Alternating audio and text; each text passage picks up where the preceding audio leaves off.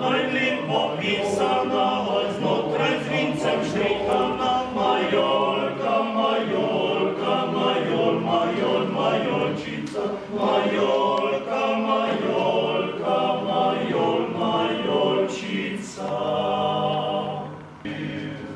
Sladkovince vidi, to me veseli, dobre volje vidi svoje žive dni. Svoje žive dni, brez vse skrbi, to me srčno veseli. Pesem klopocev in vračev je naznanila najžrtlejše meteli, vinogradu. Najbolj nepredvidljivo in najbolj od narave dano, trgate. Protvo po našem. In kraljica trt je zagotovo najstarejša trta na svetu, modra kavčina. In le kje bi potomki te znamenite trte iz Maribora lahko bolje uspevalo kot tukaj pri nas, Prlekiji. Spet trte so rodile prijatelji vince nam sladko, ki nam oživlja žile, srce razjasni in oko, ki utopi vse skrbi, po trtih prsih upodi. To je zapisal Prešeren. Dragi prijatelji, čast mi je, da vas lahko pozdravim pred zadnjim in najlepšim opravilom v vinogradu, oziroma v našem primeru na Brotvi, potomke najstarejše vinske trte na svetu. Brotva je zmeraj vesel dogodek, vendar letos nismo povsod slišali vriskov veselja, saj je nekatere vinograde prizadela zmrzav in toča, ter letina zato ne bo tako obilna. Upam, da bo naslednje leto bolj naklonjeno vinski trti, hkrati pa se že veselim letošnjega mladega vina, ki ga bomo poskusili po Martinovem. Spoštovani gosti in vsi prisotni, hvala, da ste danes tukaj, da skupaj počastimo vinsko trto, hkrati pa žlahtno kapljico, ki nam jo bo kmalu podarila. Imam še eno prijetno dolžnost, in sicer vabim skrbnika mestne trte, gospoda Mihajla Kuharja, da razdeli naloge. Vam, spoštovani zbrani, pa želim prijetno popoldne in upam, da se srečamo na Martinovanju. Hvala.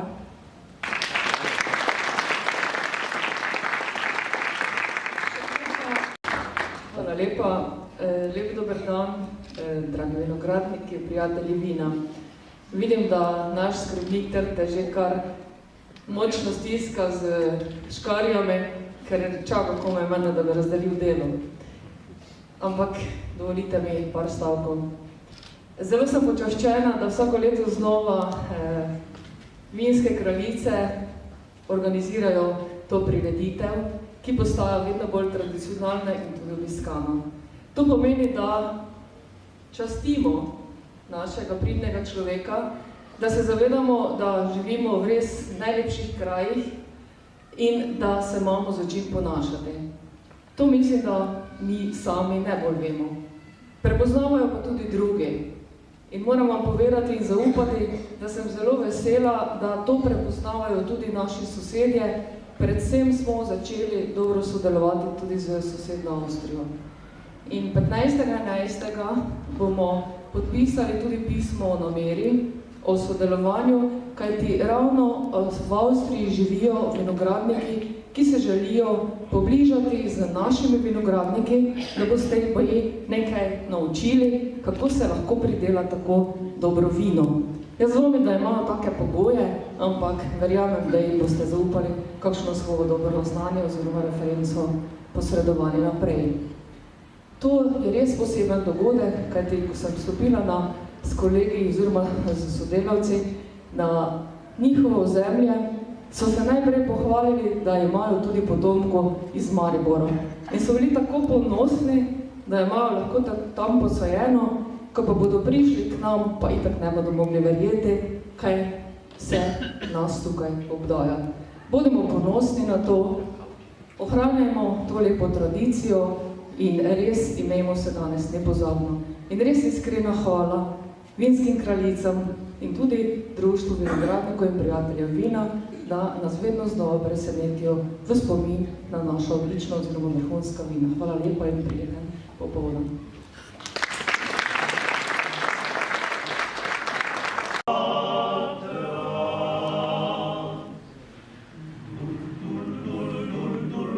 Dobro vino lotmeško, dul, dul, dul, dul, dul, dul. Dobro vino lotmeško, dul, dul, dul, dul, dul, dul. Dobro vino lotmeško, dul, dul, dul, dul, dul, dul. Dobro vino lotmeško. Tudi v mojem imenu vas vse lepo pozdravljam, gospod županja, tudi vas.